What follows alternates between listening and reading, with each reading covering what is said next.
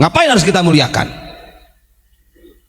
Apalagi ada orang yang istilahnya sampai apa ya, ngemis kepada orang untuk dimuliakan. Ente kalau gak hormat sama Habib, kan ada segitu. Ente kalau gak hormat sama Habib, haram ente masuk surga. Dalil dari mana itu?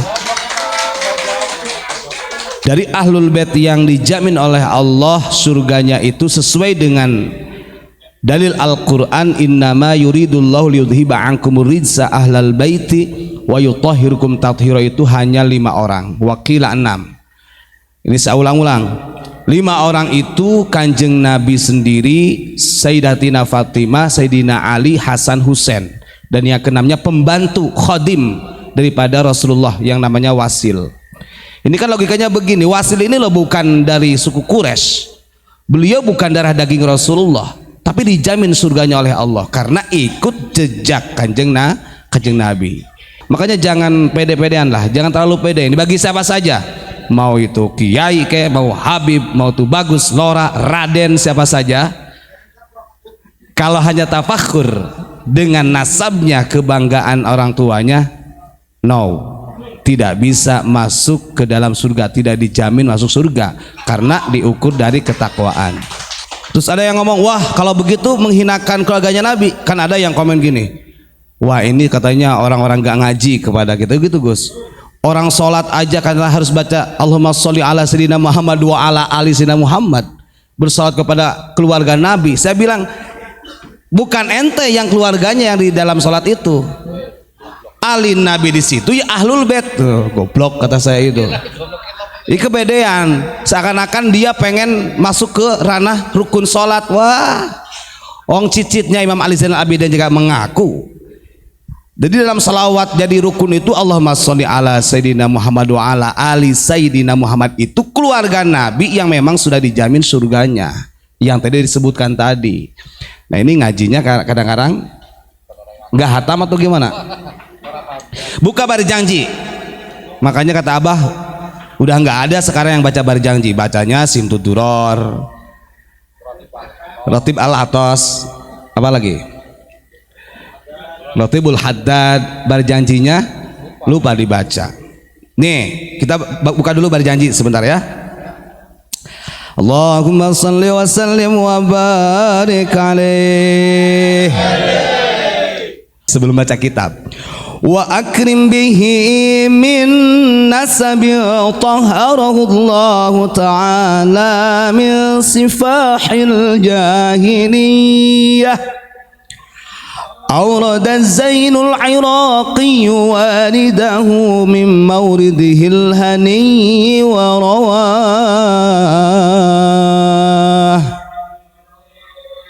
Coba dihayati.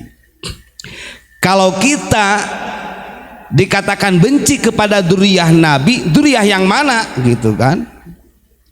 Orang Imam Ja'far Al-Barjanji aja mengatakan demikian, wa akrim bihi min nasabin tahharahullahu ta'ala min sifahil jahiliyah. Jangan-jangan kita justru tercatatnya yang ujungnya jahiliyahnya nih, bukan kemurnian nasabnya. Kata beliau, wa akrim, muliakan kanjeng Nabi, muliakan keluarganya kanjeng Nabi, min nasabin tahharahullahu ta'ala min sifahil jahiliyah, dari segi nasab yang telah Allah sucikan dari keburukan-keburukan, kejelekan-kejelekan orang jahiliyah. Kalau kita lihat perintah ini untuk siapa saja ya, kita diperintahkan untuk memuliakan kanjeng Nabi, memuliakan duriyah-duriyah kanjeng Nabi disebabkan nasab. Karena kalau keluarga kanjeng Nabi yang betul-betul, dia akan bersih dari min sifahil jahiliyah. Gak ada di dalam dirinya terpatri tanda-tanda karakter sifat jahiliyah. Sementara kanjeng Nabi Muhammad SAW di dalam hadisnya mengatakan demikian, min alamatil jahiliyah salah satun, ada 3 tanda orang jahiliyah. Walaupun sekarang itu sudah modern, tapi kalau 3 tanda ini ada pada karakter seorang manusia, terpatri menjadi sifat kepribadian seorang manusia, maka dia dikatakan jahiliyah. Maka kalau ada 3 poin ini nempel dalam diri kita, kemudian kita membangga-banggakan kita seakan dzurriyyah Nabi, yo gak bisa. Justru jahiliyahnya yang kepake. Yang pertama kata Nabi, siapapun itu. Makanya dulu Bani Alawi saja dikritik oleh Imam Ghazali. Jauh-jauh dari Alawi sekarang rame Bani Alawiyin. Ya karena ini gara-garanya. Satu tanda daripada orang itu jahiliyah adalah al-fakhru bil ahsab. Selalu membangga-banggakan nasab. Begitu. Maka siapapun itu, mau kiai, mau lora, tuh bagus, siapa saja ajengan, kalau dia hanya mengandalkan bisolahil aba, dengan kebaikan nenek moyangnya, berarti dia termasuk orang yang berkarakter jahiliyah. Maka gak masuk wa akrim bihi di sini dalam berjanji. Ngapain harus kita muliakan? Apalagi ada orang yang istilahnya sampai ngemis kepada orang untuk dimuliakan. Ente kalau gak hormat sama Habib, kan ada segitu. Ente kalau gak hormat sama Habib, haram ente masuk surga. Dalil dari mana itu? Yang kedua, wa ta'nu bil ansab. Dari tanda karakter orang jahiliyah, walaupun di zaman modern seperti ini, dia akan selalu menghinakan nasab orang lain. Muhammad itu kakekmu apa kakekku? Ada kan? Ali itu jidmu apa jidku? Oh. Coba kira-kira siapa tuh saudara yang selalu menggaungkan kalimat-kalimat seperti itu? Kira-kira itu dari golongan kita atau dari orang imigran? Yang keras orang mana? Nah itu. Karena saya sudah wah ini Ustadz provokator, tak provokatori sekalian sama saya. Anda belum tahu, saya sering katakan kalau kita benci sama Habib, ngapain? Habib Soleh Al-Jufri, mutarjimnya Umar Hafid yang ada di Yaman, minta tolong kepada Abu Yamam Gufron sampai curhat dan lain segala bla bla bla macam-macam lah masalah jauzahnya. Kita nggak ada kebencian, kita hanya benci kepada orang-orang yang mempunyai karakter seperti itu. Karena nggak laku dalam berjanjinya. Kata Imam Ja'far al-Barjanji, wa akrim bihi min nasabin tahharahullahu ta'ala min sifahil jahiliyah. Orang yang nasabnya kepada kanjeng Nabi itu jelas-jelas bersih dari sifat jahiliyah. Nah ini nongol yang mengaku-ngaku dzurriyyah Nabi, kemudian sifatnya sifat jahiliyah. Kira-kira hormati tidak? Lawan jangan. Saudara, saya lanjutkan dulu berjanjinya ya. Ini kita harus memahami. Hafizal ilahu karamatan li Muhammadin aba'ahul amjada sawna li ismihi taraku sifaha falam yusibhum aruhu min adamin wa ila abihi wa ummihi. Nah ini kalau di Sunda namanya kinanti, kinantian. Dan mau ngartiin orang-orang imigran mah atuh kikian mau ngartiin.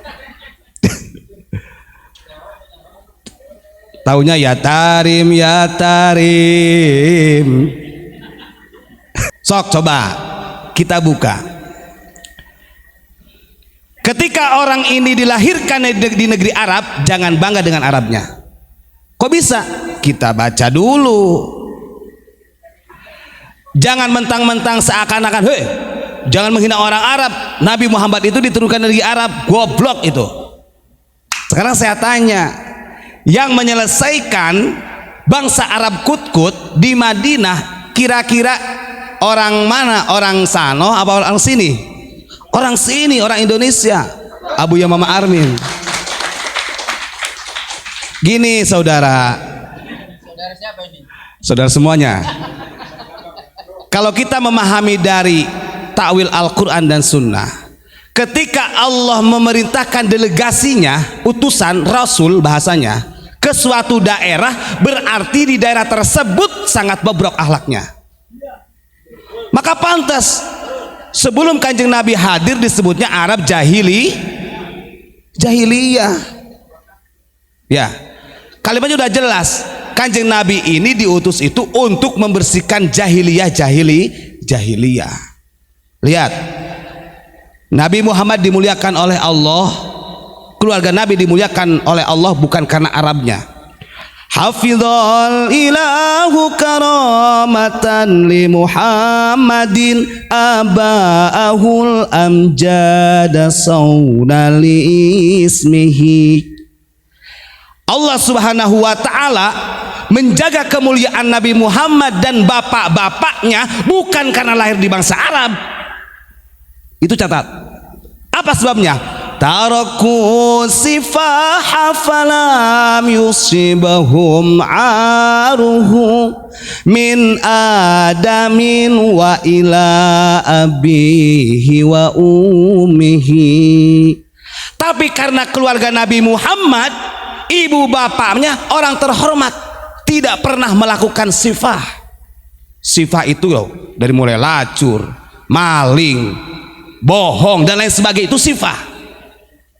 Dan itu genetiknya tetap dari Nabi Adam sampai ke ayah ibunya yang bernama Sayyidatina Aminah dan Abdullah. Itu yang menjadi kemuliaan dan dimuliakan oleh Allah Subhanahu wa ta'ala. Betul tidak? Lawan jangan, saudara. Begitu loh. Ini saya baca berjanji. Nah, ini kadang orang-orang itu, ya Allah, betul, Nabi pernah menyampaikan begitu. Cintailah Arab itu karena tiga hal. Satu, Al-Quran dengan bahasa Arab, betul. Kanjeng Nabi juga diturunkan di Arab, betul. Tapi ingat, kemuliaan yang Allah berikan di dalam berjanji ini karena memang beliau dzurriyyahnya Kanjeng Nabi sampai Nabi Adam, tarakus sifah, bisa menjaga diri. Sekarang di zaman sekarang orang baru istilahnya, kita kan nggak tahu, kita nggak ada urus mau intisab nasabnya kepada Nabi ataupun tidak. Tapi kalau tiga karakter tadi terpatri dalam dirinya, berarti min alamatil jahiliyah. Naudzubillahi min. Nah ini biasanya kalau ada orang yang sok pinter nahu, wah kok dibacain min adamin. Ingat di sini masalah qawafi, ya. Dalam syair itu ada namanya rukhsah dan untuk menyesuaikan. Kalau dibaca diartikan min adama bacanya karena isim ghair munsorib. Kadang-kadang kan gitu, wah itu gak bisa baca, kita baca min adamin karena ini syair. Syair itu ada qawafi namanya, ya, ada taronum. Belajar alfiyah dulu makanya. Udah nggak ada di sana alfiyah, adanya ya tarim gitu. Begitu. Wong nasrib dawara yudawiru juga dauron kok ya, dawara yudawiru dauron itu tasrif dari mana? Allah karim, Masya Allah. Ini larasnya kalau pengen tahu ya, ini laras kinanti kalau di Sunda. Di sono nggak ada kinanti, nggak ada. Ya tarim ya, adanya itu adanya itu gitu ya, ya tarim darkah. Begitu ya, itu dalam berjanji. Kemudian kaitannya dengan kitab begini, di dalam surat Al-Mu'minun ayat 101. Bismillahirrahmanirrahim. فَإِذَا نُفِخَ فِي الصُّورِ فَلَا أَنْسَابَ بَيْنَهُمْ يَوْمَئِذٍ وَلَا يَتَسَاءَلُونَ. Allah Subhanahu wa ta'ala berfirman, ketika sangkakala ditiupkan, trompet itu ditiupkan untuk bangkit yang kedua kalinya, maka fala ansaba bainahum yauma idzin. Orang yang punya ikatan nasab sekalipun itu sampai kepada baginda Rasulullah akan terputus, gak ada nasab-nasaban ketika nanti kita dibangkitkan kembali. Bahkan wala yatasaalun, satu sama lainnya tidak ada yang kenal. Coba bayangkan. Makanya aduh, masya Allah, di sini dijelaskan oleh Ibnu Mas'ud pentingnya yatafakharuna bil ahsab. Nah di sini karena saking banyaknya orang-orang yang selalu membanggakan nasab, maka ayat ini harus jadi peringatan keras buat kita. Jangan sampai kita membangga-banggakan nasab. Kenapa? Al-Imam Ali Zainal Abidin menyampaikan, di sini nukil juga ya di sini, bahwasanya innallaha khalaqal jannata liman ata'ahu wa in kana abidan habasyian. Karena Allah Subhanahu wa taala itu menciptakan surga bukan untuk dzurriyyah Nabi tok, bukan untuk orang-orang yang punya nasab bagus saja, tapi surga itu diciptakan oleh Allah untuk siapa saja yang taat kepada Allah, sekalipun dia adalah budak Habasyah, walaupun dari orang biasa. Kalau dia taat, dia masuk surga.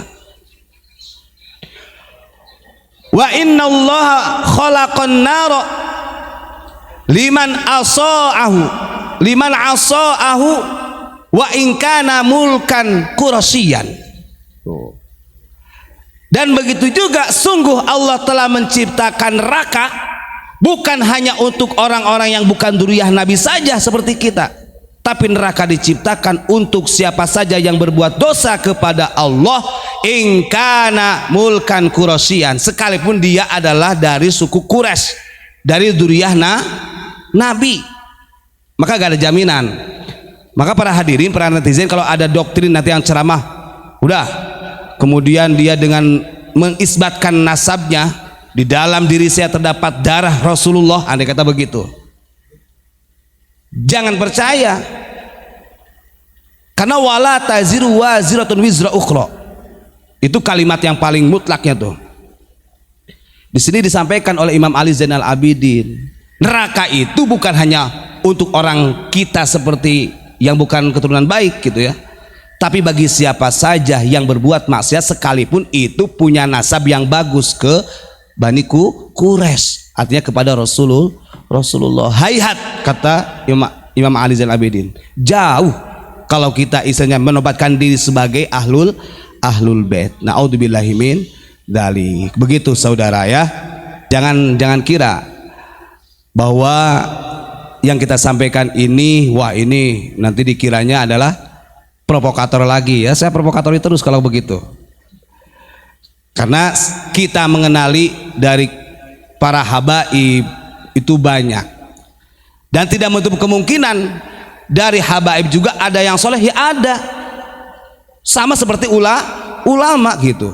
Ulama juga ada yang soleh, ada ulama yang lebih menakutkan melebihi daripada Dajjal juga ada gitu. Makanya saya katakan ini buat kita semua, dan siapa saja kalau istilahnya hanya mengandalkan dari nasab dan lain sebagainya, maka surga ini tidak bisa jadi jaminan.